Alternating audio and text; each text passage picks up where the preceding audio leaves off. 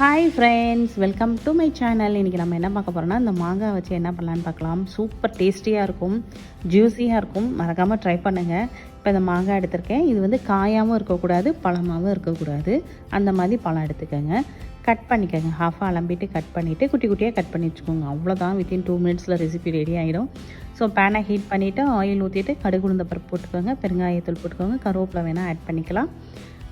நம்ம காரத்தை தகுந்தாப்புல மிளகாத்தூள், உப்பு, அவ்வளோதான். ஆஃப் பண்ணிவிடுங்க. ஆஃப் பண்ணிவிட்டு நம்ம மாங்காய் கட் பண்ணி வச்சுருக்கோம் இல்லையா, அதை போட்டு கிளறி எடுத்திங்கன்னா சூப்பர் டேஸ்டியாக இருக்கும். யாரெல்லாம் இந்த மாதிரி மாங்காய் சாப்பிட்ருக்கீங்க மறக்காமல் லைக் பண்ணுங்கள். இது வந்து நீங்கள் சாப்பாட்டுக்கும் தொட்டு சாப்பிடலாம், நம்ம சாதாரணமாகவும் எடுத்து சாப்பிடலாம். சூப்பராக இருக்கும், டேஸ்ட்டாக இருக்கும்.